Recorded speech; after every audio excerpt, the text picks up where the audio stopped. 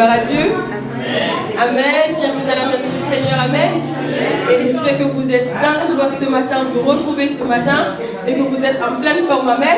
Et ce matin, nous voulons louer le Seigneur, nous voulons glorifier son Seigneur parce qu'il est bon, il est amour, il veille sur nous. Et je vais vous inviter à vous tenir debout que nous puissions louer ensemble le Seigneur. Amen.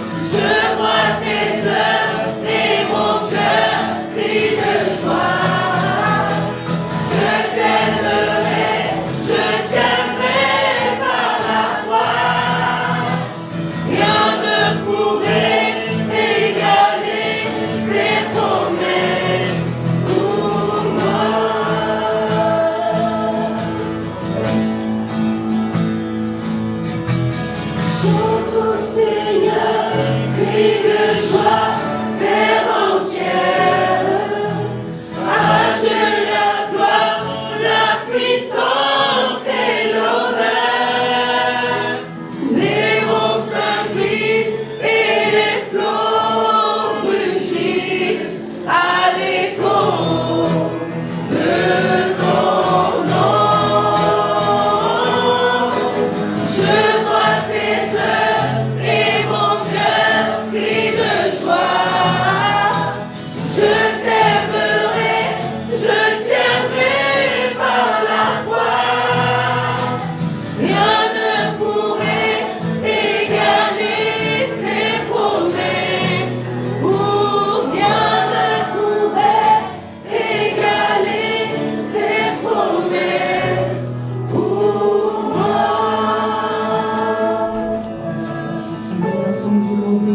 de notre Seigneur Jésus-Christ, notre Sauveur. Il est le Dieu Tout-Puissant, il est le Dieu 3 fois saint, il est incomparable, il n'a point de semblable. Et c'est pour ce Dieu-là que nous sommes présents ce matin, parce que nous désirons le rencontrer, parce que nous désirons écouter la voix du Seigneur ce matin, parce que nous voulons lui exprimer notre reconnaissance, parce qu'il est notre Père, il est digne de louange, il est digne d'adoration, il est digne d'être glorifié. Et ce matin, élevons nos voix pour louer notre Père, glorifions le nom de notre Seigneur, célébrons sa majesté, invitons le milieu de nous ce matin, afin qu'il vienne par la puissance de son Esprit Saint et qu'il conduise toutes choses. Prions ensemble le Seigneur.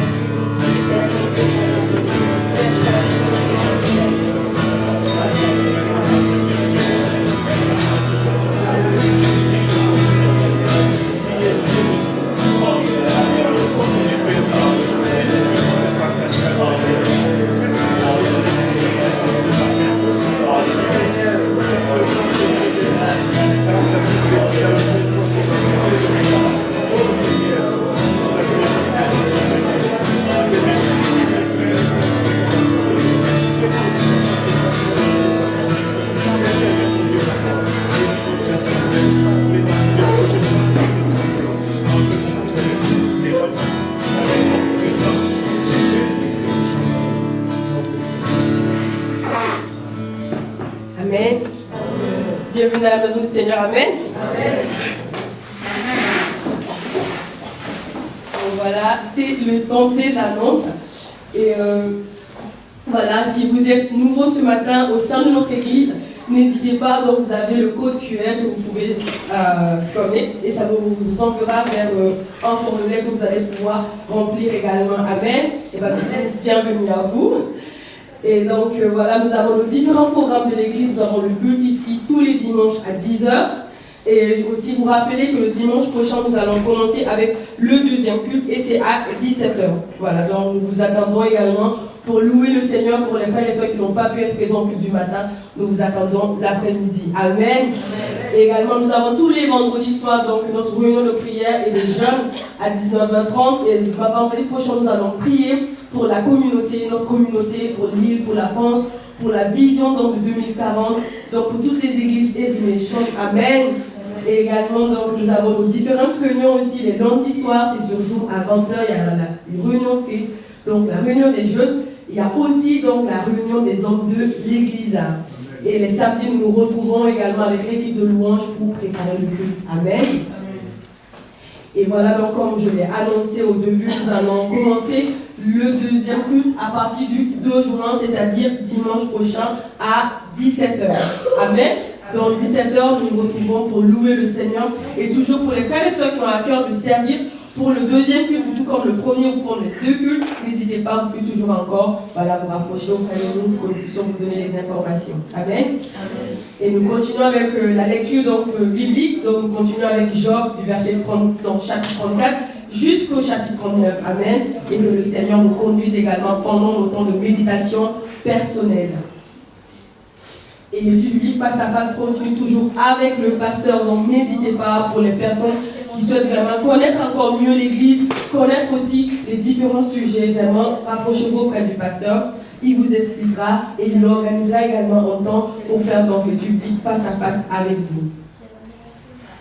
Et donc voilà, nous avons été par la grâce de Dieu donc, à la conférence, tout s'est bien passé. Et le pasteur vous fera à peu près un petit retour donc, à la fin. Amen. Voilà. Et donc nous rendons grâce vraiment au Seigneur donc, pour l'ensemble de ces programmes. Et comme annoncé, nous voulons continuer à prier pour tous ces programmes de l'Église, parce que c'est dans la prière que nous pourrons remporter la victoire. Amen. Et à présent, nous voulons également préparer nos cœurs pour venir offrir aussi nos dîmes et nos offrandes au Seigneur, qui est tout simplement l'expression de notre joie, de notre amour pour le Seigneur, l'expression de notre reconnaissance également au Seigneur. Amen. Et ce matin, je sais que voilà, nous avons préparé nos cœurs. Et quand on vient aussi à la maison de l'Éternel, nous venons avec la joie, nous venons vraiment avec un cœur, avec le désir aussi d'offrir quelque chose au Seigneur. Non seulement notre cœur, mais également les bénédictions que le Seigneur nous permet d'avoir tous les jours de notre vie. Amen. Et alors je vais vraiment prier pour que ensemble nous puissions préparer nos cœurs et dire Seigneur, merci pour ta bonté, merci pour ton amour, merci pour tout ce que tu fais pour moi. Merci parce que c'est toi qui prends soin de moi, parce que nous savons que nous avons un bon berger. Seigneur, merci pour ta bonté, merci pour ton amour. Seigneur, ce matin, nous sommes dans la joie de nous retrouver dans ta maison pour te louer, pour te glorifier et pour célébrer ta majesté. Ce matin, tu nous donnes la grâce, l'opportunité de pouvoir t'exprimer notre reconnaissance, Seigneur mon Dieu, mon roi, notre gratitude et également de déclarer, proclamer que tu es le seul maître de notre vie. Et c'est pourquoi, Seigneur, avec joie, avec empressement, nous venons devant ta face ce matin pour t'offrir nos dîmes et offrandes. Nous prions afin que tu les reçoives pour la seule gloire de ton nom. Reçois toute la gloire, la louange et l'adoration dans le nom puissant de Jésus-Christ que nous avons prié. Amen. Amen.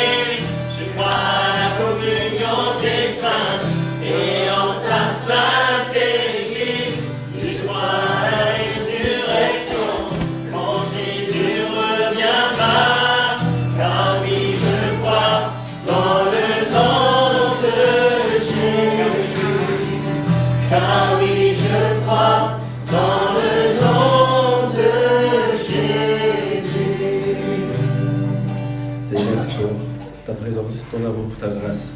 Merci Seigneur pour tous ces moments de louange et de prière. Seigneur, d'offrande, quand tu viens nous bénir à travers toutes ces choses que tu nous donnes, Seigneur. Et toi, le Seigneur, sois le Seigneur de nos vies, Seigneur, de nos temps, de nos finances, Seigneur. Sois le Seigneur de toutes choses, Seigneur. Et reçois la gloire à travers notre vie, Seigneur. Que Seigneur, et aujourd'hui aussi nous voulons vraiment bénir, Seigneur, toutes les mères qui se trouvent ici à l'église, dans ta maison. Que tu puisses les bénir et que tu reçois la gloire à travers nos familles, à travers les uns les autres. J'ai prié au nom de Christ. Amen. Amen. Alléluia. Amen. Donc aujourd'hui, c'est la fête des mères. Amen. Et j'aimerais que nous puissions vraiment prier pour nos mères et honorer nos mères. Vraiment. Et si vous, toutes les mères qui sont présentes ici à l'église, je vous demande de vous lever pour que nous puissions vous voir qui vous êtes, comment, de quelle belle mère nous avons à l'église. Est-ce que c'est possible? Si vous voulez. Voilà. Voilà. Nous avons tellement de mères à l'église.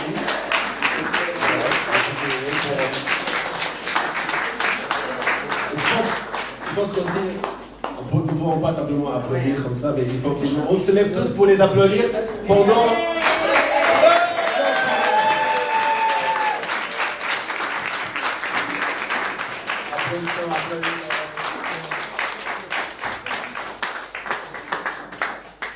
Bonne fête des mamans. Merci pour votre vie, merci pour votre présence. Merci pour ce que vous êtes. Et grâce à vous, vos enfants sont bénis parce que votre foi elle est puissante. Parce que voilà, le cœur de maman, il n'y a pas d'autre chose plus forte et puissante que le cœur que maman, la mère, est là pour ses enfants. Je ne sais pas si Florence était là tout à l'heure. Bon, on va applaudir pour le Florence. Bonne fête, que le Seigneur vous bénisse, que le Seigneur continue à faire de grandes choses à travers votre vie. Et merci vraiment pour votre foi et votre vie ici présente. Donc aujourd'hui, nous allons aussi, après le culte, manger ensemble. Et pour ce qui va partir, je sais qu'il y a des repas familiaux, donc vous ne pouvez pas tous rester, mais si on peut rester, et pour continuer à honorer nos mères, honorer les familles et tout ce que le Seigneur a fait à travers vous, que vous avez donné naissance à des vies, à des enfants, et qui sont là ici dans les listes, qui ne sont pas ici peut-être, mais vraiment que le Seigneur va continuer à les bénir à travers vous, parce que le Seigneur bénit ses enfants à travers ses enfants. Et aussi, toutes les mères qui ne sont pas ici, peut-être, et qui ne sont pas encore dans la foi, dans le Seigneur, que vous êtes des enfants de certaines familles qui ne sont pas encore croyantes, nous croyons que le Seigneur va agir à travers nous. Avec notre foi. C'est vrai, c'est un combat, c'est un vrai combat, mais le Seigneur, il est là pour nous donner la victoire. Donc, nous continuons à être fidèles à Dieu, nous continuons à prier à Dieu, et nous continuons à avancer au Seigneur, et le Seigneur bénira nos mères, nos parents. Et merci ma maman aussi, parce que grâce à elle, au moment que j'ai rencontré le Christ, je me suis dit une seule chose, j'ai rien fait pour recevoir la grâce du Seigneur et être dans le Seigneur. Et tout de suite, le Seigneur m'a montré, c'est ta mère qui a prié pour toi. Donc, c'est grâce à elle. Donc, elle habite en Argentine. J'espère que le Seigneur les bénira à cet endroit-là aussi. Amen. Amen. Je vais donner quelques rapports de ce qui s'est passé dans ces 3 jours, mercredi, jeudi, vendredi. Donc moi et Sonia et Justin, nous étions allés à la conférence. Merci pour vos prières, merci pour tout ce que vous avez pensé à nous. Et merci aussi pour les gens qui ont fait des dons pour pouvoir se nourrir sur place. Donc ça a été vraiment... Et je remercie aussi encore Sonia et Justin. On peut applaudir Sonia et Justin aussi.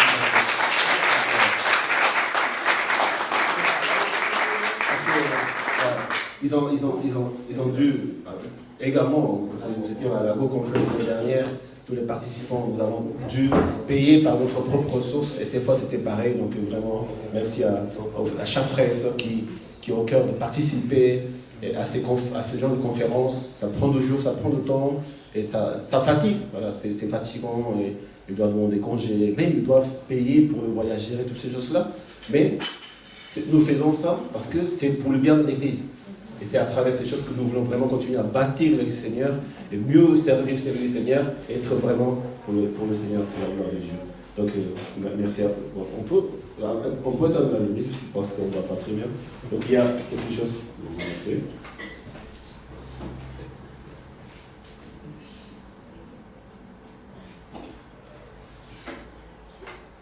Le son, ça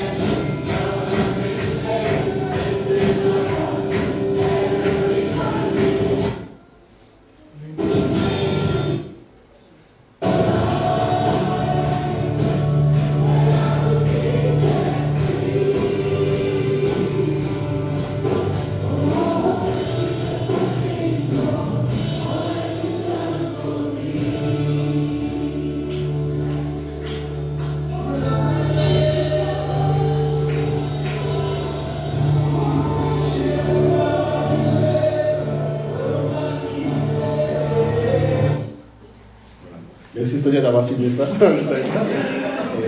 Donc c'est un moment de louange avec tous ces... C'est un peu l'ambiance pour que vous voyez comment ça s'est passé. Donc là, c'est quelques photos. Donc le jour de départ, on partait à partir de Charleroi. Donc on a pris nos voitures pour partir à 5h, 4h même. On était un peu trop à l'avance parce qu'on ne savait pas qu'il fallait venir juste avant 30 minutes, mais on est allé avant 2h. Donc c'était le matin, il faisait froid. Donc on voyait au village.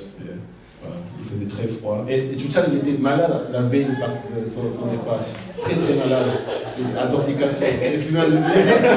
Mais quand même, on a prié toute la nuit et le Seigneur a fait grâce. Et s'est mis en forme le matin à peu près avec les médicaments. Donc on peut partir. Donc Sonia, elle a un peu sommeil. Obligé à 5h du matin. Donc on va prendre l'avion. Mais c'est bizarre parce qu'on est tous fatigués et dès que je fais une photo, ils sourient comme ça. Vous voyez bien les photos. C'est 2 heures ici à Varsovie, donc en Pologne. Donc on arrive à l'hôtel, tout se passe à l'hôtel. Donc on était les 3 jours à l'hôtel, rien que l'autre. On a juste un petit moment de passer en ville, quelques heures, le 3e jour. Mais sinon, on était tout le temps à l'intérieur. Donc c'est la plus conférence. Donc, oui, on est tous assis. Tous ce sont des pasteurs de 21 pays d'Europe. Pasteurs et aussi, la plupart ce sont des pasteurs et aussi des responsables. Il y avait peu de responsables. Et parce que voilà, je pense que c'est pas facile de s'y libérer 3 jours. Mais tous ils sont missionnaires de Sud-Afrique, des États-Unis. La plupart des pasteurs qui sont ici en Europe ils viennent de Sud-Afrique ou même de pays locaux. Il y en a, mais ce sont tous des missionnaires qui viennent par leur propre fonds, envoyés par leur église, mais surtout, c'est eux qui viennent eux-mêmes, ils décident, ils trouvent les moyens financiers aussi. Ils arrivent avec un sac à dos. Donc, le pasteur Wolfie, qui aujourd'hui il est à Londres, il est arrivé il y a 30 ans avec un sac à dos. Et maintenant, il a fondé 3-4 églises en Londres, et il est le directeur de Heavy Nation ici en Europe. Donc ça, c'est aussi des réunions qu'on fait sur place. Moment de louange, il y a pas mal d'épreuves de louange. Je peux prendre une photo de Sonia. Et à chaque fois qu'il y a des pauses, donc on se met dans le couloir, il y a des apéritifs ou des boissons, des choses pour grignoter. Donc lui, il est le pasteur, il est un missionnaire qui est à Paris, en France. Il n'a pas encore une église fondée encore, mais c'est un Sud-Africain. Il était ancien joueur de rugby professionnel en Sud-Afrique, parce que ça se dit beaucoup. Donc il est là, donc il apprend le français. Et donc on fait connaissance. Surtout, c'est pour aller rencontrer d'autres serviteurs et de pasteurs pour faire des connexions et tisser des relations avec eux. Donc ce sont des sœurs qui sont venues de Belfast, c'est ça, oui, en Irlande du Nord. Donc les Philippines et notre sœur est canadienne. Donc tous ils viennent en Europe pour servir l'église. Donc c'est un moment de petit déjeuner. Elle s'appelle Ifa. Son nom s'inscrit AOFI, mais on prononce Ifa. Donc elle est la responsable générale des évangélisations de campus universitaires ici en Europe. Donc c'est elle qui forme les personnes. Ça fait 18 ans qu'elle sert dans ce ministère. Et elle va aussi venir nous voir parce qu'on a à cœur pour évangéliser au campus. Et on a essayé par nous-mêmes, mais elle voudrait aussi nous visiter. Donc nous prions aussi de puisse continuer à avoir des relations avec IFA. Oui. Donc, il y avait deux pasteurs, donc même si ils sont pasteur Phil, donc c'est le vice-président de Heavy Nation mondial. Donc il y a le fondateur, pasteur Steve, et il s'appelle pasteur Phil. J'espère qu'un jour vous pourrez le voir physiquement, mais c'est le vice-président de tout, c'est pas seulement l'Europe, mais tout le monde, tout le mondial, Heavy Nation mondial, donc vice-président, et un pasteur incroyable. Et j'ai entendu qu'il se lève tous les jours à 4h du matin pour prier pendant 2-3 heures, et il est venu pour faire des entretiens, des consultations, d'aider quelques pasteurs qui sont en difficulté et de pouvoir donner ouais. Il est très proche aussi de pasteur Brett, pasteur jeune et ma sœur aussi. Tabitha qui était venue, les pasteurs et ces deux pasteurs ils sont en train de commencer une église à Bruges, c'est ça? Bruges, en Belgique. Oui, un autre pasteur, je pense que Oui, c'est le même pasteur, tout à l'heure, à gauche. Vous connaissez Pasteur Kevin, c'est le 12e vice-président de l'Aviation mondiale. Un pasteur ils sont pasteur Philippe, pasteur Kevin, et ils sont là dès le début de l'Aviation, donc ça fait 40 ans qu'ils sont dans le ministère. Et ils ont des pasteurs incroyables aussi, comme pasteur Brett.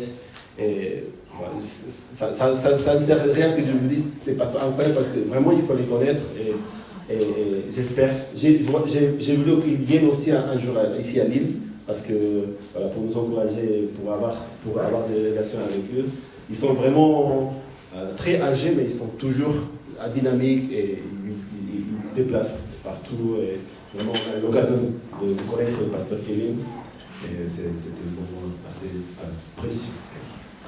Le pasteur Wolfie, on ne voit pas bien. Donc, pasteur Wolfie, il est le pasteur et directeur de l'Europe, mais aujourd'hui, à cause de sa santé, et il combat avec sa santé, et il a dû un peu se mettre en retrait et déléguer les choses aux jeunes pasteurs parce que sa santé n'est pas assez disponible pour servir pendant longtemps. Et nous prions pour lui parce que sa santé se dégrade. Et il a vu des miracles de guérison, mais ça continue donc à lutter. Donc nous voulons prier pour lui. Et même si vous ne connaissez pas, vous ne l'avez pas connu physiquement, nous prions pour Pasteur Wolfie, qui m'a beaucoup aidé aussi à intégrer parmi les pasteurs de l'Europe. On a un peu la ville, donc on a aussi. Dernier jour, on a tous fait une balade rapide, on a pris quelques photos.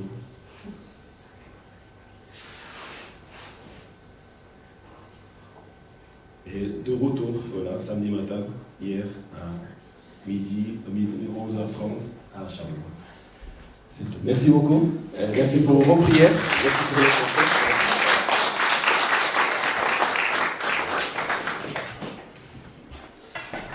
oui. Donc l'année prochaine, il y a tout ce genre de conférences, de bulles conférences, donc une conférence d'édification d'église. Et il y a tous les années, c'est vrai qu'ils sont souvent invités pour les pasteurs et les anciens et les responsables de l'église. Et donc j'espère que l'année prochaine, en mars, on pourrait aussi organiser et prévoir pour pouvoir participer. C'est vrai, ça se passe toujours en anglais, à 100% en anglais, même s'il y a des gens qui parlent français. Donc on est tout le temps en train d'essayer d'écouter les mots et ça fatigue un peu parce qu'on doit être concentré 2-3 fois plus que le français. Mais il faut étudier l'anglais. Il faut étudier l'anglais, il faut demander au Seigneur vraiment le don des langues et vraiment pouvoir s'adapter. Parce que c'est important d'aller et de faire des connaissances et d'être encouragé et de voir ce que le Seigneur est en train de faire dans ce continent de l'Europe. Amen. Et vraiment, le Seigneur est en train d'ouvrir les portes aux églises, aux serviteurs, aux évangélisations. On a entendu beaucoup de témoignages et vraiment, l'Europe, c'est très particulier dans beaucoup de choses pour les églises évangéliques, mais il y a beaucoup de choses à faire et qui ne sont pas très faciles. À cause de diverses raisons, historiques, spirituelles, culturelles, et tout ce qu'on peut dire, politiques même, parce qu'il y a des pasteurs qui sont en Ukraine. Au moment des guerres, ils sont là. Et c'est là un des pays où il y a le plus d'églises évangéliques, c'est en Ukraine. Voilà, un peu bizarre. Donc nous prions pour toutes ces choses que c'est en train de faire, continuer à faire grandir son royaume ici en Europe. Et il y a ce genre de conférences dans tous les continents, Asie, Amérique du Nord, Amérique du Sud, Europe, et Afrique. Donc nous sommes, puisque nous sommes en France, en Europe, nous faisons partie de l'Église Europe. Donc nous continuons à prier pour cela. Et j'espère qu'en mars, l'année prochaine, nous puissions aussi participer et être encouragés par le Seigneur. Merci beaucoup. Voilà, nous sommes aujourd'hui donc au troisième thème de la mission par la relation que nous sommes en train de méditer. Et sur le troisième partie et la dernière, étendre le royaume de Dieu à travers nos relations. Donc on aimerait lire la parole de Dieu. Et si vous pouvez vous lever, nous allons lire la parole de Dieu ensemble. Le titre c'est Former, équiper pour étendre le royaume de Dieu. Matthieu chapitre 9, 35-38 et Marc 16, 15. Matthieu 9, 35. Jésus parcourait toutes les villes et les villages. Il enseignait dans les synagogues, proclamait la bonne nouvelle du royaume et guérissait toute maladie et toute infirmité. À la vue des foules, il fut rempli de compassion pour elles, car elles s'étaient blessées et abattues comme des brebis qui n'ont pas de berger. Alors il dit à ses disciples, la moisson est grande, mais il y a peu d'ouvriers. Priez donc le maître de la moisson d'envoyer des ouvriers dans sa maison. Amen. Amen. Marc 16, 15. Puis il leur dit, allez dans le monde entier, proclamez la bonne nouvelle à toute la création. Amen. Amen. Vous pouvez prendre place.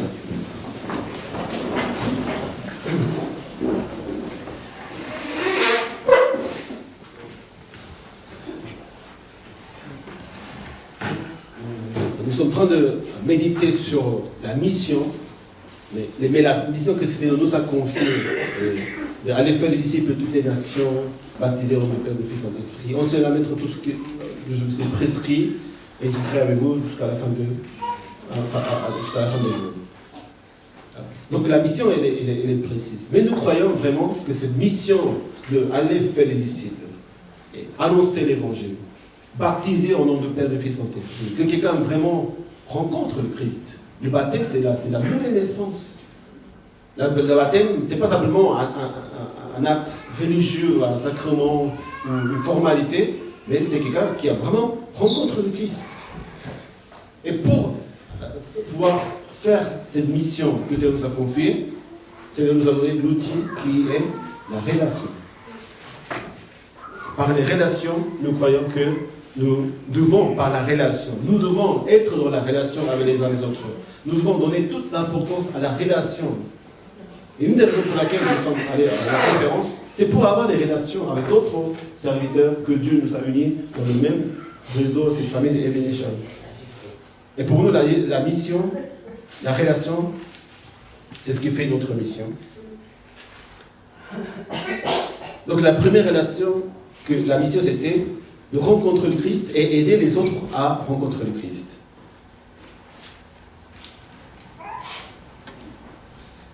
Donc nous sommes là, notre mission, c'est d'aider les personnes à rencontrer le Christ.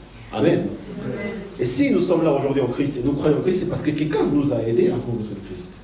Quelqu'un nous est venu annoncer l'évangile. Quelqu'un a dû envoyer quelqu'un dans ce pays, dans ce continent, dans l'histoire, dans le monde entier. Il y a encore des pasteurs, des missionnaires, des serviteurs, des chrétiens qui a commencé à partir du jour de Pentecôte, quand ils ont reçu le Saint-Esprit, ils sont allés prêcher la parole dans la Judée de Samarie et jusqu'au septième de la terre, en Afrique du Nord, en Asie, en Europe, et ils sont partis ensuite en Amérique, avec Colomb et tous ces croissants et des missions. Ça n'a pas toujours marché idéalement comme ça devait se passer, mais la parole continue à se propager à travers les hommes et les femmes, les personnes que le Seigneur a choisies. Et chaque fois quand ils allaient dans un endroit, ce qu'ils faisaient d'abord, c'est de rétablir les relations. Parce que ce n'est pas une religion qu'on est en train de se mettre. On n'aide pas à avoir une religion aux personnes, mais nous aidons à chaque personne à avoir une relation avec Dieu. Et Dieu veut que nous soyons en relation avec les uns et les autres. Si nos relations ne sont pas comme vraiment le Seigneur nous a montré, Dieu a fait l'homme pour venir nous servir, mourir sur la croix, parce qu'il voulait vraiment nous servir. Parce que sa façon de nous aimer et avoir la relation en Dieu, c'est le service. Nous aimons le service. Amen. Ce n'est pas l'amitié qui fait la relation. Ce n'est pas la partie politique qui fait notre relation. Ce n'est pas simplement du sang qui fait notre relation familiale. La vraie relation que le Seigneur nous a montrée, c'est d'être là pour servir les autres. Et dans cette notion de servir les autres, nous devons servir, et à travers ce service, nous aidons les personnes à rencontrer le Christ. La deuxième mission, c'était de vivre la communauté biblique. C'était ce qui était le sujet de la semaine dernière, avec l'acte, avec les apôtres des Actes, chapitre 2, le verset 41 jusqu'à 47. C'est vrai que ce verset nous parle de comment les premiers chrétiens, les premières églises, ils vivaient.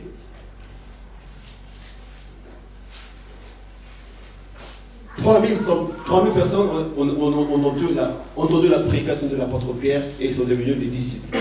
Ils sont rencontrés le Christ. Le Seigneur a touché leur cœur. Le Seigneur touche nos cœurs. Amen. Quand on entend sa parole, son évangile, quand on entend la louange, surtout quand le Seigneur, nous lisons la parole de Dieu, nous entendons la voix du Seigneur qui touche notre cœur. Personne d'autre, aucune autre chose peut toucher notre cœur. Ce n'est pas simplement des émotions, mais c'est vraiment quelque chose que le Seigneur nous parle et touche notre cœur, et la paix arrive, la joie arrive, la grâce, la compassion, tout ce qui était de l'ordre de péché s'éloigne, s'efface, et nous sommes libres finalement pour rentrer en relation avec Dieu. Et quand ces personnes, ils ont accepté Jésus-Christ, ils ont reçu ils ont rencontré Jésus-Christ. Quand nous disons rencontrer Jésus-Christ, c'est vraiment, j'ai rencontré Jésus-Christ. Je sens sa présence. Est-ce que vous sentez sa présence? Je ne peux pas penser ma vie comme avant. Je ne peux pas décider par moi-même. Je ne peux pas haïr quelqu'un. Je ne peux pas vraiment avoir de mauvais sentiments envers quelqu'un. En esprit. Puisque nous sommes faibles encore, nous devons encore tous grandir dans le Seigneur. Nous avons des émotions, des pensées qui viennent et qui se passent. Mais nous ne cherchons jamais à être ce genre de personnes que nous étions avant de connaître le Christ. Amen. Seigneur nous demande d'être irréprochables. C'est ce que nous cherchons à être irréprochables. Mais parfois nous sommes réprochables. Si nous ne sommes pas près du Seigneur, nous ne méditons pas sa parole. Nous ne lisons pas la parole de Dieu. Et si nous ne l'acceptons pas telle qu'elle est, sans la transformer, sans l'interpréter à ma façon, à ma culture, à mon histoire, on sera réprochable. Le Seigneur nous reproche, ne fais plus ça. Et nous, on est désolé au Seigneur, donc on prie au Seigneur, on se repent, mais il faut continuer à marcher dans ce chemin de la sainteté. On est mis à part. Et on vit dans la sanctification. Chaque jour, nous devons marcher, avancer dans la relation avec le Père. Jusqu'à devenir vraiment irréprochable aux yeux de Dieu et aux yeux des autres. Donc, vivre la communauté biblique, c'était la deuxième mission. Et qu'est-ce que c'est vraiment la communauté biblique?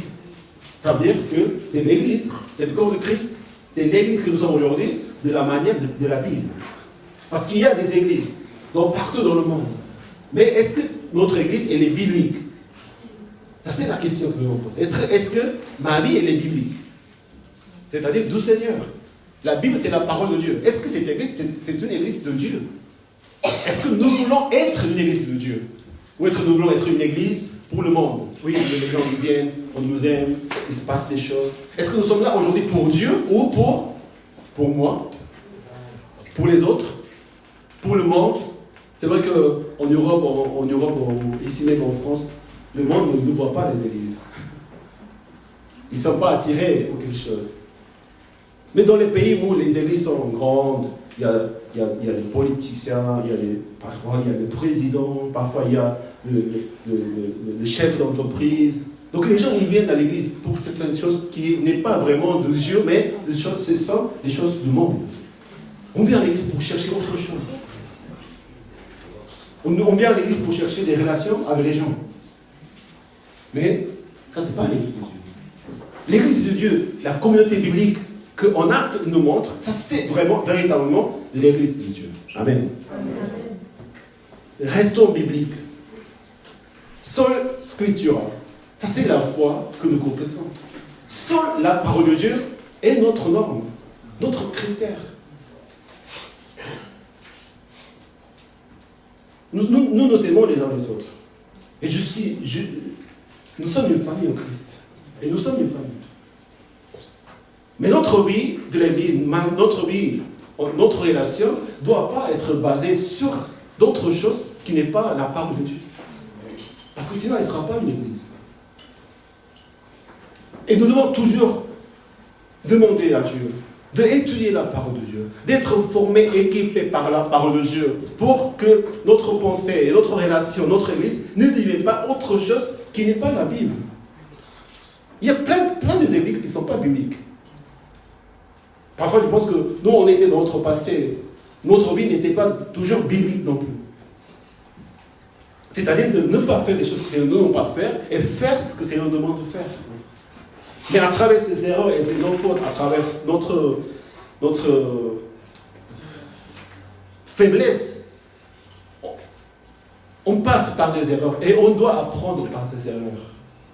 Mais nous devons revenir dans le Seigneur toujours. Je me trompe, mais je me donne toujours raison.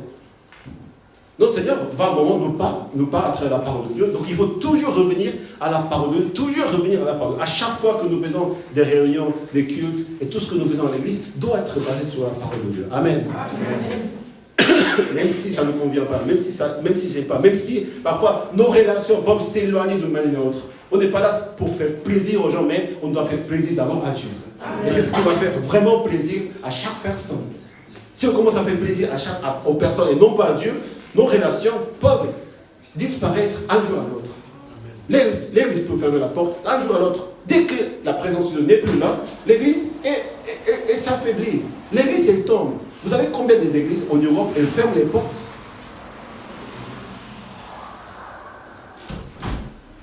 Parce qu'il n'y a plus de fidèles. On ne se réunit plus. Parce qu'il y a plus de la présence de Dieu. Les gens, ils ne vont pas à l'église.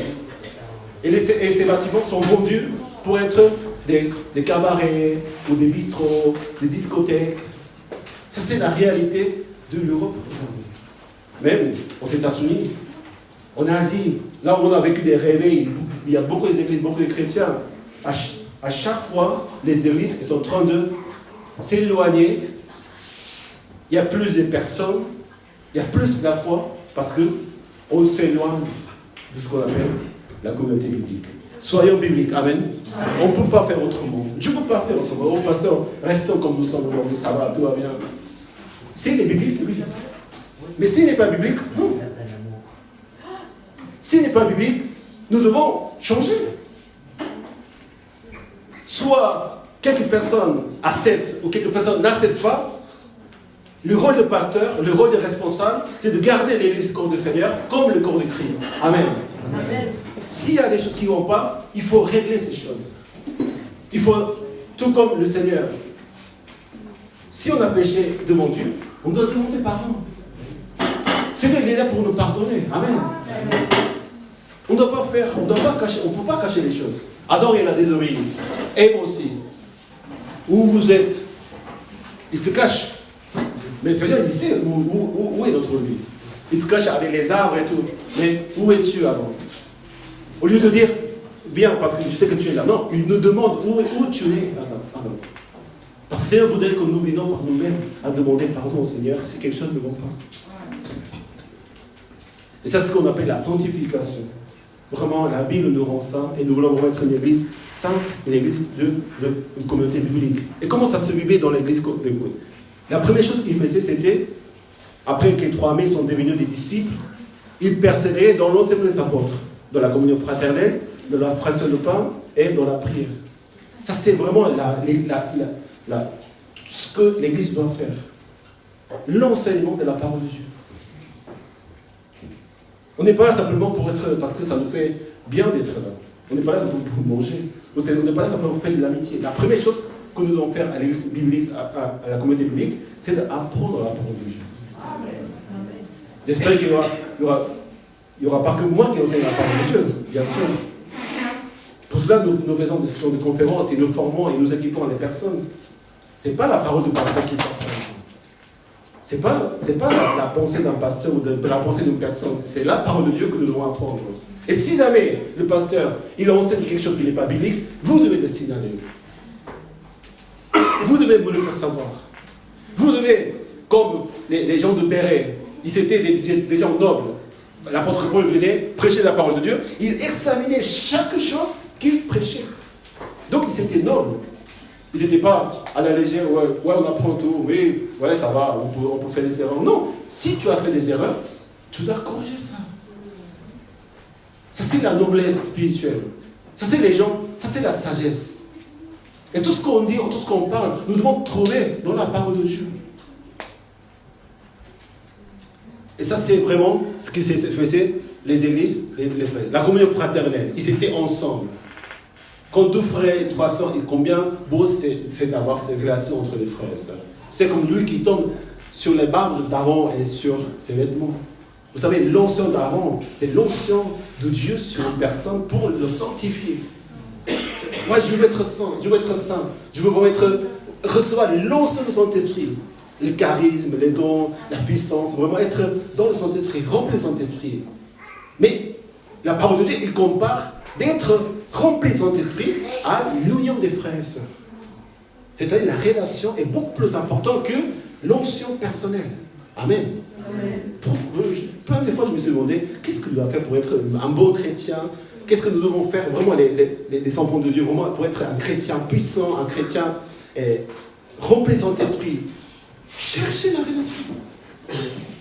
On est tous seuls, je suis tout seul chez moi, j'ai reçu le Saint-Esprit, mais s'il n'y a pas de relation avec les Saints, ce n'est pas de Dieu. Le Saint-Esprit ne vient pas personnellement, individuellement, chacun, tu vas crier, tu vas faire des miracles, mais si tu n'as pas une bonne relation avec les personnes, ce n'est pas de Saint-Esprit. À quoi ça sert avoir des milliers de dons et talents? Tu fais des miracles, tu prophéties, j'ai vu la présence de Dieu, j'étais allé au paradis, il y a pas mal de choses qu'on connaît comme ça. Mais si je n'ai pas de relation avec mes frères et sœurs, si je n'ai pas de vraie relation avec ma famille, si je n'ai pas de vraie relation avec les gens qui me connaissent, donc la présence de Saint-Esprit doit vraiment être vue à travers notre relation. Comme l'huile qui tombe sur la tête d'Aaron, le prêtre, et qui descend sur les barbes. C'est-à-dire il y a l'abondance de onction de Saint-Esprit. Et quand on va vraiment faire la relation avec les personnes, il y a une chose à faire, s'humilier devant eux. Penser à eux, désirer le meilleur pour eux.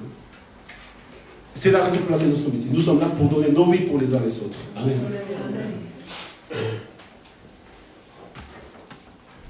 En 2 Timothée 3, 16, 17, toute écriture est inspirée de Dieu, utile pour enseigner, convaincre, corriger et instruire dans la justice, afin que l'homme de Dieu soit formé, équipé pour toute œuvre bonne.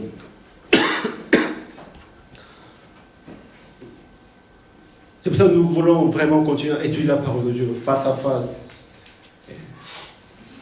J'ai décidé quand même de consacrer 1 heure avec toutes les personnes qui veulent faire des études bibliques avec moi. J'espère que ça ne sera pas que moi.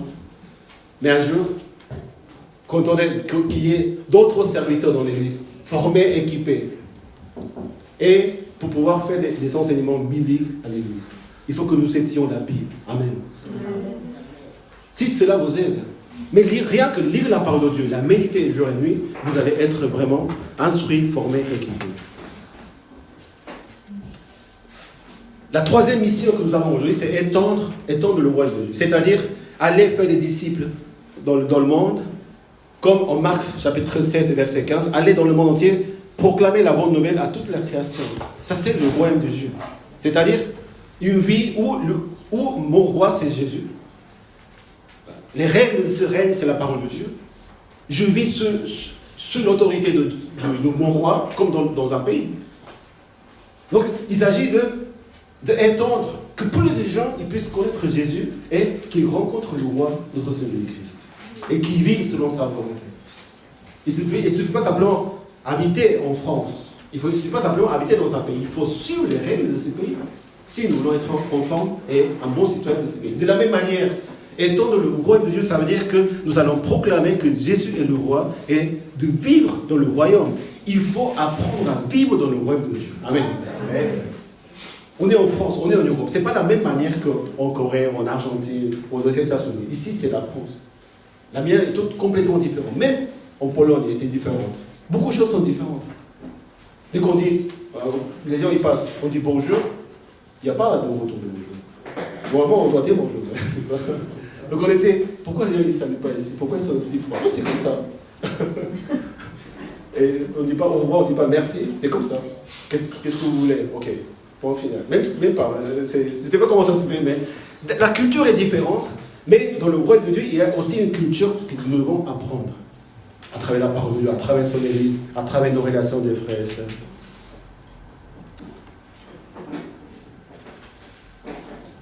Dans le verset aujourd'hui, Jésus parcourait toute la ville et le village et enseignait dans les synagogues, proclamait la bonne nouvelle le royaume et guérissait toutes les maladies et infirmités. Et quand il a vu la foule, il fut rempli de compassion pour elle, car elles étaient blessées, abattues, comme des brebis qui n'ont pas de berger.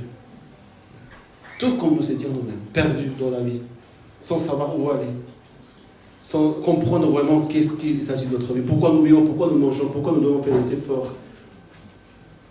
Donc Dieu a la compassion pour ces gens-là. Dieu a compassion pour nous. Nous devons avoir ce genre de regard dans le monde, alentour de notre vie. Parce que puisque l'Église et la mission, ce n'est pas simplement de rencontrer le Christ, ce n'est pas simplement à aider les gens qui sont proches de nous à rencontrer Christ, ce n'est pas simplement d'être réunis ensemble. Parce que les églises se réunissent, la communauté biblique, c'est les églises qui se réunissent physiquement. Amen. Il faut se réunir. Vendredi, samedi, dimanche. Même au 12e culte de dimanche. Si vous, dimanche après-midi, vous dites, qu'est-ce que Dieu fait dans l'après-midi? On va louer le Seigneur. Ça sera le même message, bien sûr, mais ça sera 2 fois. Je vais louer 2 fois, je vais voir mes frères et sœurs 2 fois, au lieu de rester à la maison et de dire, qu'est-ce que je vais faire? Si ça, c'est là où vous êtes, on n'est pas obligé. Mais nous voulons être dans la maison du Seigneur. Nous voulons habiter, nous voulons revenir dans la maison de l'Éternel et de louer le Seigneur et vraiment être toujours réunis, parce que c'est ça, être biblique. Et on se réunit toute la journée, tout le temps. Donc, mais ce n'est pas simplement de se réunir, apprendre la parole de Dieu, s'aimer les uns les autres, manger ensemble, et tisser nos relations entre nous. Si nous voulons être vraiment dans la mission du Seigneur, il faut étendre le royaume de Dieu. Amen. Non, pasteur, on n'a pas la capacité. Non, on est en France, on est en Europe. Vous savez, beaucoup de pasteurs qui sont là, ils sont en souffrance. Ils sont en souffrance. Ça fait 15 ans, 20 ans qu'ils sont là. Ils ont du mal encore à payer leur loyer. On ne peut pas parler des dîmes dans ce continent. La vie est chère. Ils vivent dans les traumatismes. Beaucoup de gens, ils sont comme ça, dans les difficultés. Parce que la parole nous enseigne vraiment que le Seigneur a envoyé ses disciples parmi nous. Et vous serez maltraités, vous serez maudits, vous serez insultés. Parce que le monde a traité de la même manière notre Seigneur Jésus-Christ.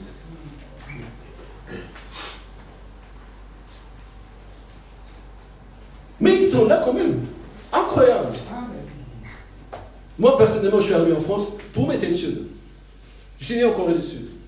Mais à l'âge de 10 ans, je suis parti en Argentine. Je voulais parler le coréen. C'est-à-dire, j'avais que des amis argentins. Et mes amis coréens aussi, c'était argentins. Et mes parents, ils étaient très occupés, donc je parlais de l'espagnol. Et à un moment, je ne parlais plus le coréen. Et quand je rencontre les Coréens, je me sens bizarre. Non, ils sont pas. Pourquoi ils font des choses comme ça? Pourquoi ils crient? Pourquoi ils sourient? Pourquoi? Donc on commence à haïr un peu ma patrie, les gens.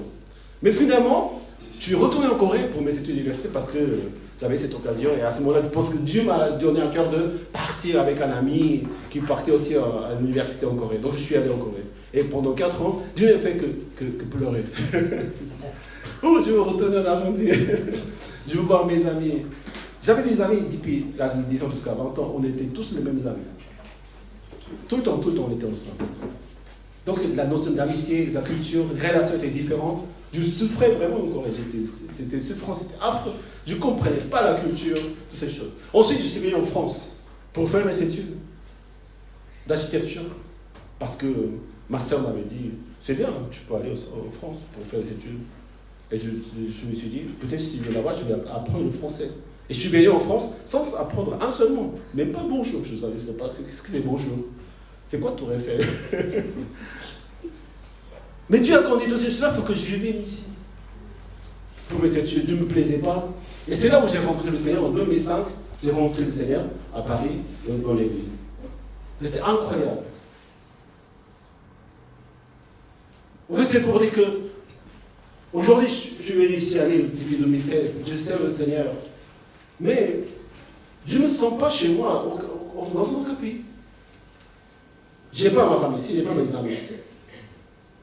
Mais je suis venu quand même en zigzag un peu, involontairement je suis arrivé ici. Mais il y a des pasteurs ici qui viennent volontairement, en laissant toute leur famille, toute leur vie, toutes leurs choses là-bas, pour venir expressement pour annoncer l'évangile ici en Europe. Personne ne leur a demandé de venir. C'est une culture complètement différente. En Irlande, en Londres, il pleut tout le temps, c'est un peu comme ici. Ils viennent de Sud-Afrique.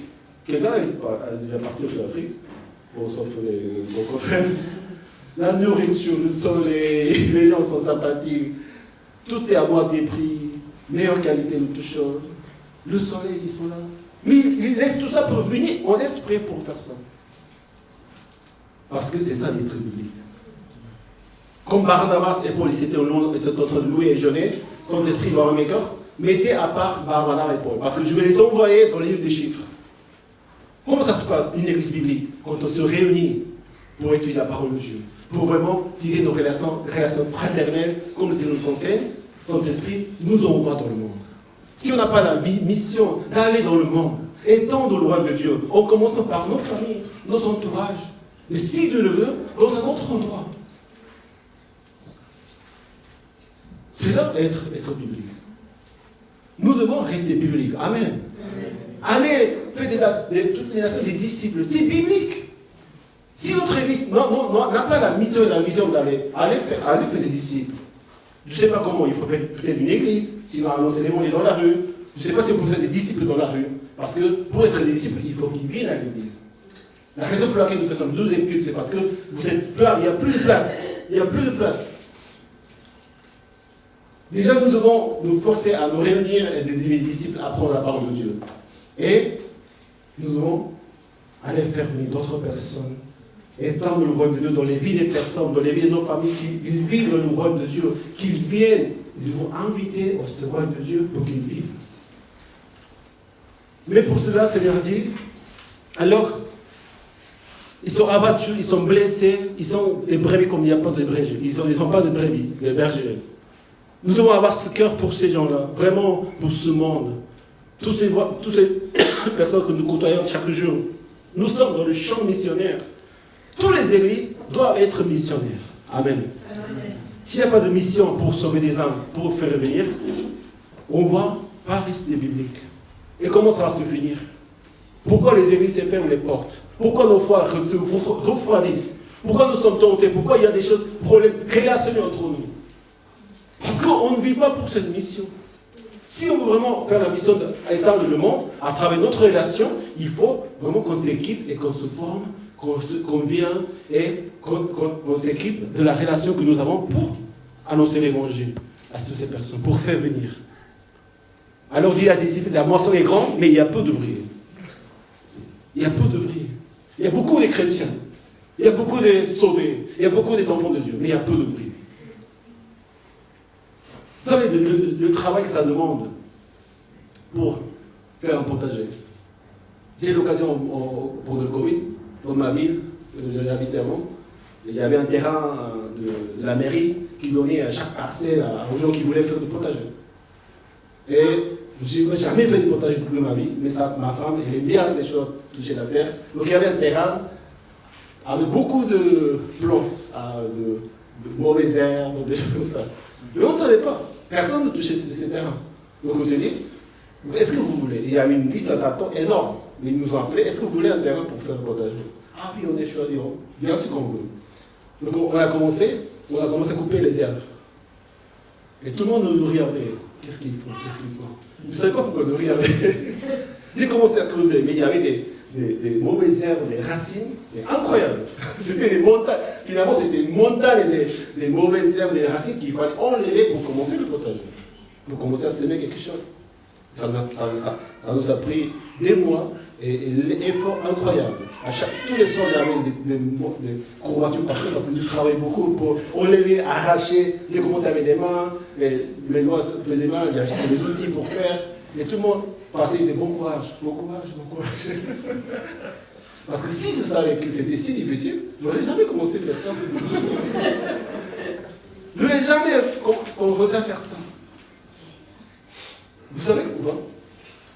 Parfois, nos pasteurs de l'émission, ils viennent ici en Europe. Ils vivent dans leur église, au Corée, c'est leur famille, c'est leur habitude, c'est leur culture. Il n'y a pas de flip, c'est s'adapter. Mais ils reçoivent l'appel de Dieu, ils viennent parce que c'est eux les appels, parce qu'ils ont la compassion pour les gens et ça touche quand même quelque chose de très très fort. Moi j'étais en Paris et j'étais à l'église avec mes frères et soeurs coréens étudiants, parce qu'il y avait 25 étudiants. Et des fois parmi, il y avait un ami français qui rentrait au culte. Parce qu'il était invité, parce que tout le monde a envie de faire connaître la parole de Dieu. Et quand on priait, ton âme, on chantait ces chants de bénédiction. Et c'était un monsieur que je ne connaissais pas du tout. Parfois, il y avait un essai qui rentrait dans l'église, parce qu'on faisait le culte dans un hôtel. J'arrivais pas de pleurer pendant le culte et pendant le chant. Dieu touchait mon cœur. Le Seigneur nous touche rarement en ces moments-ci. Je ne pleure jamais. Hein. Du savon dur. Je dis, pourquoi tu pleures jamais? Parce que tellement j'ai pleuré dans une première année de chrétien avec le Seigneur, tous les jours, quand on chantait, parce que je fais un témoignage. Donc je vais devant, je prends le micro, les gens me disent merci. Après les fois, ils disent, qu'est-ce qu'il a dit? C'est quand même incroyable. L'appel, c'est touché vraiment au cœur pour on est en France. J'ai rien à voir, je ne parlais même pas français. J'étais nul. Mais quand même, tu as touché le cœur. Donc je lui dis, Seigneur, je veux donner ma vie à toi. Oui, je suis prêt à mourir pour toi. Je veux tout faire pour toi. Donc je vis dans le ministère pendant des ans et j'arrive en France. Bon, il y a des choses qui se passent dans l'église, dans notre vie. Le Seigneur nous met dans les moments d'épreuve. C'est trop dur. Si je savais que c'était comme ça, je n'aurais jamais accepté d'appeler les ministères, ou même venir en France, même venir ici à Lille. Ce n'est pas à cause de la vie de l'Église, c'est à cause de ma situation actuelle. C'est-à-dire que si on savait que être ouvrier c'était si difficile, on n'aurait jamais accepté le Seigneur. Ou accepté l'appel de Dieu. Mais puisque le Seigneur nous a appelés, et ça m'a touché le cœur, comme j'ai commencé le potager avec on va faire, mais comme on a commencé, on ne peut pas le laisser, on ne peut pas l'abandonner. Parce que c'est le Seigneur qui nous donne. Et de cette manière, je dure jusqu'à aujourd'hui. Je ne sais pas vers où je vais, je ne sais pas comment je dois faire. Je ne sais pas si les choses vont aller bien dans quel sens. J'ai beaucoup d'idées pour l'église, pour ma vie. Mais ces choses n'arrivent pas comme on veut. Ce n'est pas parce qu'on prie au Seigneur, Seigneur, donne-nous un grand bâtiment, donne-nous, Seigneur, 1000 ouvriers. Ce n'est pas comme ça. Dieu nous appelle, on suit. Et on accepte notre faiblesse. Je n'ai pas décidé de suivre les cris, je n'ai pas décidé de devenir pasteur pour consacrer ma vie comme moi je le vois aujourd'hui. C'est impossible. Aujourd'hui, c'est inimaginable. Si j'aurais vu cette image il y a 20 ans, je me suis dit, non, pasteur, non, je ne peux pas faire. Mais aujourd'hui, je suis capable. Amen. J'ai l'espoir. Je suis dans la joie. Je veux combattre. Et c'est à ce moment-là seulement que nous restons dans le Saint-Esprit. Comme l'apôtre Paul, il est allé jusqu'à Rome. Ils sont 12 apôtres. Ils sont sous la persécution de Néron. Lui-même qui était persécuteur, il va aller jusqu'à Rome parler pour l'empereur. Comment c'est possible? Dans le réveil, l'histoire s'est pareille. Quelques étudiants, comme John Wesley, Charles Wesley, les fondateurs de méthodistes, ils étaient 20 étudiants. Ils ont changé le monde. Tous les réveils que vous connaissez, ils étaient des personnes nulles. David, il était le dernier de la maison. Personne ne regardait Daniel. Qui va devenir le roi? J'ai un autre fils qui s'est balade là-bas, qui est avec les brebis. Amenez-le. C'est lui qui doit être. Parce que notre capacité de faire la puissance, ce n'est pas en nous, mais c'est en Dieu. Amen. Quand nous sommes faibles, la puissance de Jésus se manifeste en nous. Amen. Donc, nous pouvons le faire. Jésus était de Nazareth. Et les disciples aussi, viens voir le Messie. Mais de Nazareth, il ne pourra rien y avoir. Parfois, nous pouvons avoir ces pensées nous-mêmes. Ici, on est en France. Ici, on est à Lille, dans le Nord. On n'est pas à Monaco. Hein. On n'est pas à Lyon, on n'est pas à Paris. On est à Lille. Je ne sais pas quel avis vous avez sur nous. Mais nous sommes puissants. Même si vous ne croyez pas. Ma vie, votre vie est puissante. Amen. Quand Gédéon était appelé par Dieu, Dieu l'appelait vaillant héros. Allez dire là, tu es l'héros de Dieu. C'est vraiment, parmi vous allez dire, oui, pasteur, oui, je sais. Je connais. Ça fait 20 ans que j'habite en France. Moi aussi, je suis très critique moi-même. C'est bien d'être critique. Mais dans la parole de Dieu, il faut obéir à ça. C'est ce qu'il nous dit. Il est un vaillant héros. Gédéon, il a dit, je suis le plus petit de ma famille est le plus petite, ma famille est le plus, mon pays, ma famille est petite, mais je suis le dernier de ma famille, tu es l'héros de Dieu. Tu vas battre les Moabites, qui étaient cruels, qui mettaient en persécution Israël pendant 7 ans, cruel, hein, vraiment cruel, inimaginable. Lui et 300 ans, ils ont battu Moabit. Ce n'est pas eux qui ont battu, c'est Dieu qui a battu à travers eux. Si seulement nous sommes formés, équipés, si nous sommes seulement formés, équipés, et on a une relation entre nous, non seulement avec Christ, non seulement avec la fraternité, non seulement avec la nourriture, non seulement avec nos amitiés, mais par la relation, être formés, être équipés par la parole les uns les autres. Dieu a choisi Gédéon.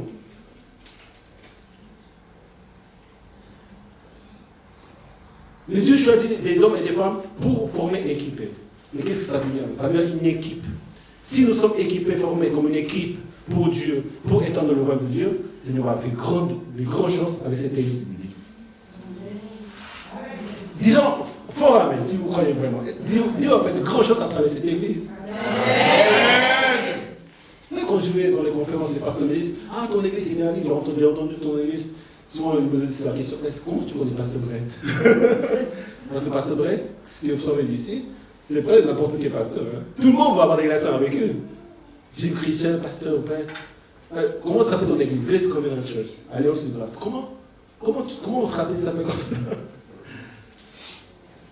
Nous étions pendant le Covid, ceux qui connaissent sincèrement, nous restions tout seuls.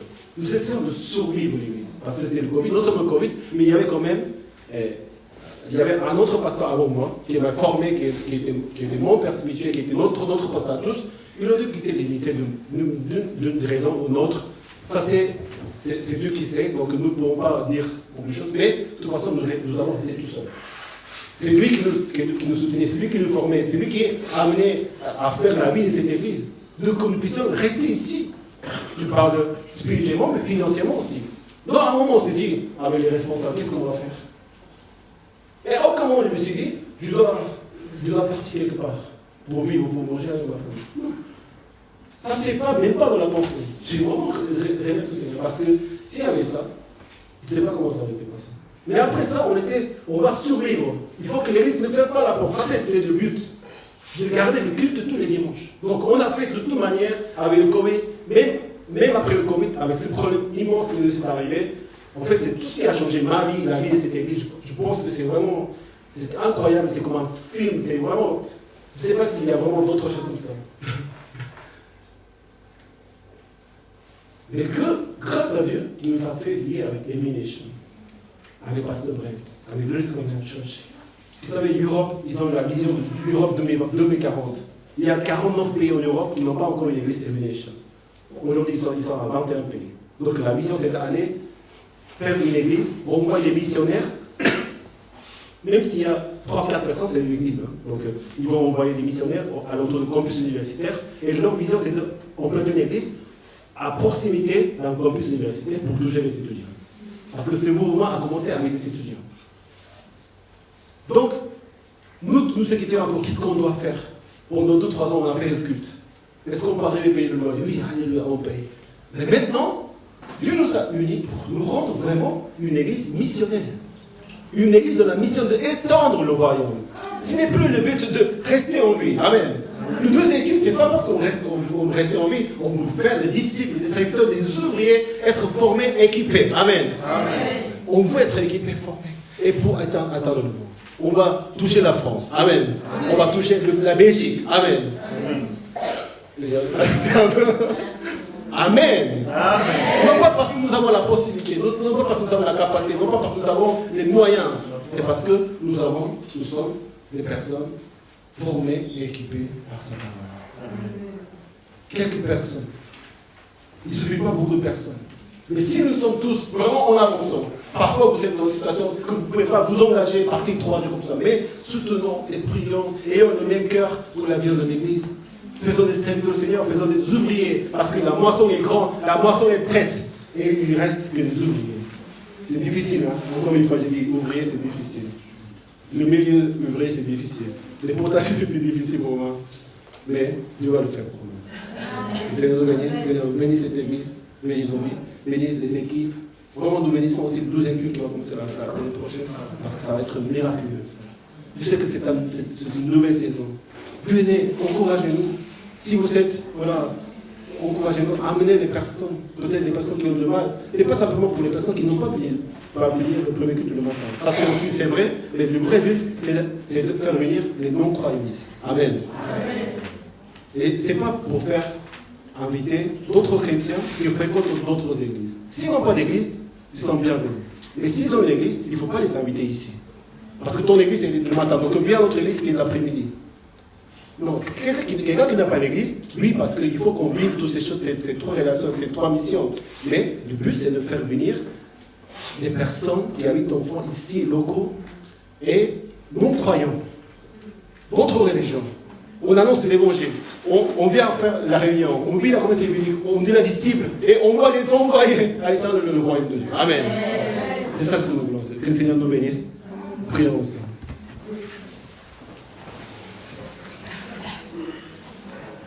Vous savez, comme les mères, vous connaissez, donner naissance à un bébé, c'est souffrant, c'est difficile. Parce que ça fait 9 mois dans le ventre, et c'est encore plus difficile que ça, que l'accouchement. Mais l'accouchement et les douloureux, les mères, ils comprennent ces douleurs et ces moments. J'étais dans les 12 accouchements de mes enfants, mais ma femme, elle souffrait. Mais vous savez, ma femme, parce qu'elle avait dit, tout de suite après la naissance de Villon, qu'il a souffert, il a beaucoup souffert. Toute la nuit, il était avec la douleur, pendant 20 ans et quelques. Je n'imagine pas que les douleurs, mais il a souffert. Il a dit, je voudrais voir le visage de son frère ou sa petite soeur. Parce que la joie, après ces 9 mois d'effort, et après cet effort de l'accouchement, je pense que si on connaît la douleur de l'accouchement, on n'aurait pas à être enceinte. On n'aurait pas à avoir des enfants. Et non seulement quand les enfants sont nés à ce moment-là, mais quand les enfants, ils doivent prendre soin des enfants. On doit conduire les enfants. Vous savez, l'effort, les sacrifices, et le travail que ça demande, vraiment, je voudrais vous honorer les mères. Parce que grâce à vos efforts, même s'ils sont naturels, vous n'avez jamais abandonné vos enfants et ils sont là dans le Seigneur. Mais nous, pareil, Dieu nous appelle à être des ouvriers. Dieu nous appelle à son appel.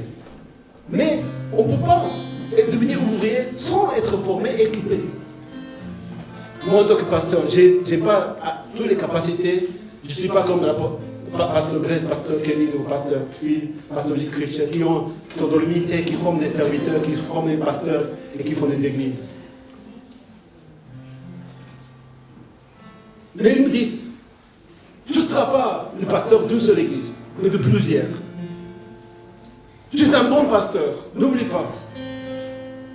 Dans ma pensée de dire non, c'est pour la gentillesse, ils me disent ça, pour m'encourager. Mais en entendant leur témoignage, c'est Christ qui a fait toutes ces choses. Ils ont le Christ. Ils pleurent chaque fois qu'ils prennent le micro. C'est pas moi qui ai fait, c'est le Christ qui a fait. Je suis toujours faible, je suis toujours incapable de faire ces choses comme ça. Et logiquement, même si tu es le président, le plus riche du monde, même si tout ce que tu veux, pour Dieu, c'est rien du tout.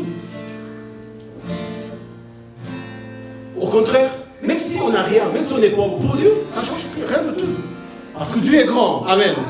Dieu peut tout faire à travers toutes choses, à travers nous, seulement qui sont là prêts pour être équipés, formés et pour aller dans le monde, aller dans la moisson.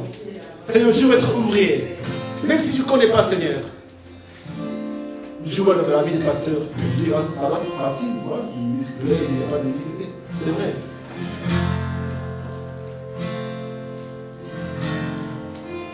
Mais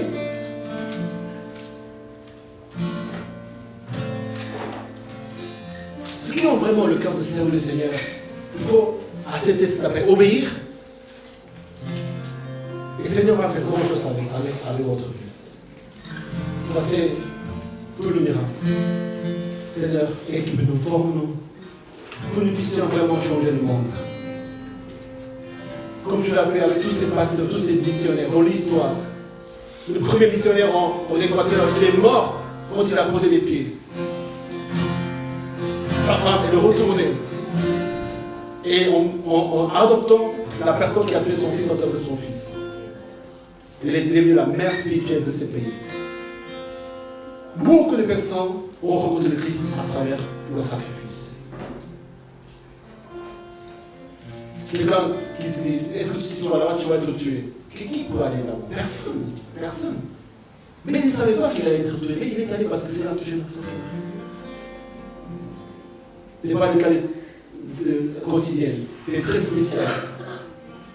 C'est-à-dire que ce n'est pas pour dire que Dieu est capable de tout. De notre faiblesse, de notre petitesse, de notre incapacité. Aujourd'hui, je suis ni coréen, ni argentin, ni français. Je ne sais pas qui je suis. Je ne comprends aucune culture à 100%. Je ne parle pas la langue à 100%. Je n'arrive pas à comprendre les Coréens, je n'arrive pas à comprendre parfois les Argentins, je n'arrive pas à comprendre à 100% les Français. Qu'est-ce que je fais là? Mais ce n'est pas parce que tu es capable de faire quelque chose que tu vas faire. C'est le Seigneur qui va le faire. Amen. Amen. C'est pour ça que nous sommes confiants, c'est pour ça que nous avons les voix. Seigneur, bénis notre Église. Nous puissions étendre le royaume. Vraiment être capable d'aller envoyer des serviteurs. Vraiment. Et pionner les églises dans toutes les villes de France. Toutes les villes francophones ici en Europe. Jusqu'à ce que tu reviennes, Seigneur. Envoie-nous en Afrique. Envoie-nous en Europe. Envoie-nous, Seigneur, en Algérie, en Maroc, en Tunisie. Envoie-nous, Seigneur, à Luxembourg, en Suisse, en Belgique, en France. Nord, sud, est, ouest, centre, partout, Seigneur, que ton Église, nous puissions être formés, équipés, préparés, Seigneur, quand tu en verras. Seigneur, merci pour ton appel, merci pour ton Église. Prions pour l'éclairer. Seigneur, envoie-nous, prions ensemble. Allez, merci pour les chats,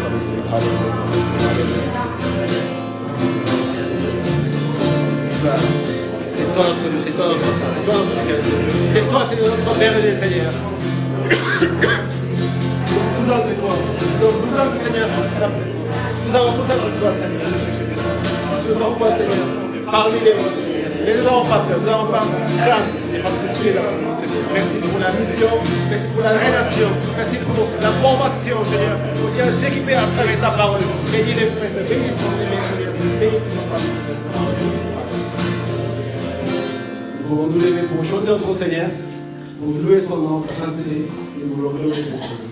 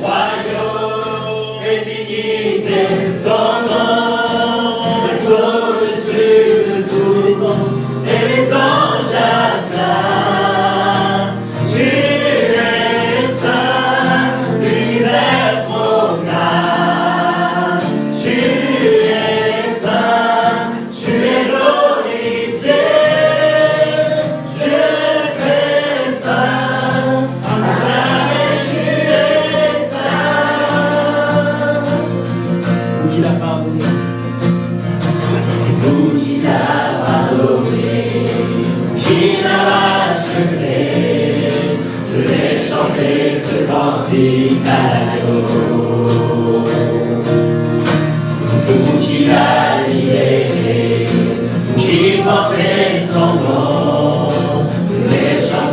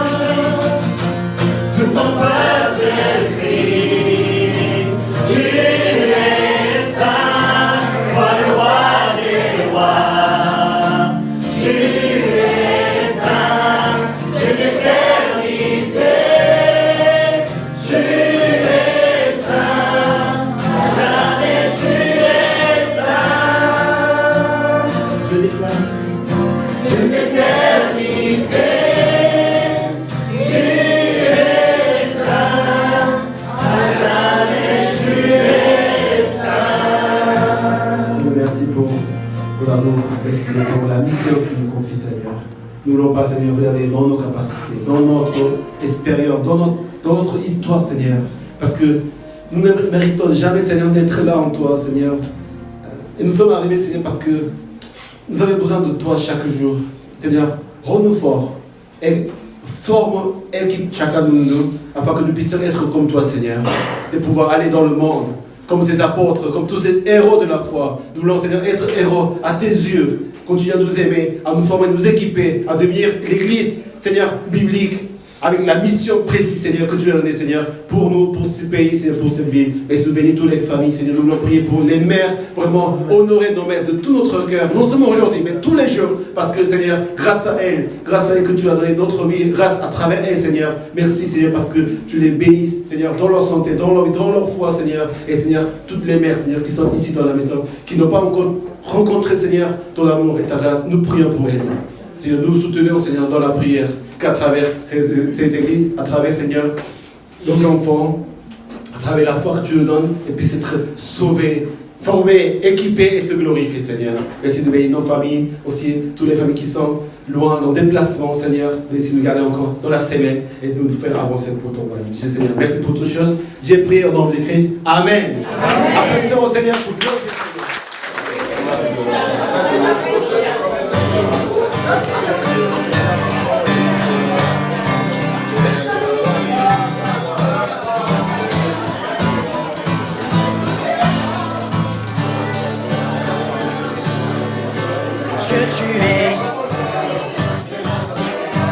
Tu es puissant, tu es digne d'être loué. Je te suivrai, je t'écouterai, je t'aimerai toute ma vie. Je chante, j'adore le roi qui est digne. Je t'aime, j'adore, je me prosterne devant ta face. Je chante, j'adore le roi qui est digne. Je t'aime, j'adore, je me prosterne devant ta face. Tu es mon prince de paix et je vis ma vie pour toi. Dieu, tu es saint, tu es puissant, tu es digne d'être loué. Je te suivrai, je t'écouterai, je t'aimerai toute ma vie. Seigneur des seigneurs, tu es roi des rois, tu es tout puissant, Dieu de toutes choses. Emmanuel, tu es avec nous, grâce de la paix, agneau immolé. Oui, tu es vivant, tu es souverain, tu règneras toujours, car tu es l'éternel, tu es l'alpha, l'oméga, le début, la fin. Tu es mon sauveur, mon messie, mon meilleur ami. Tu es mon prince de paix et je veux vivre ma vie pour toi. Seigneur des seigneurs, tu es roi des rois, tu es tout puissant, Dieu de toutes choses. Emmanuel, tu es avec nous, grâce de la paix, agneau immolé. Oui, tu es vivant, tu es souverain, tu règneras toujours, car tu es l'éternel, tu es l'alpha, l'oméga, le début, la fin. Tu es mon sauveur, mon messie, mon meilleur ami. Tu es mon prince de paix et je veux vivre ma vie pour toi.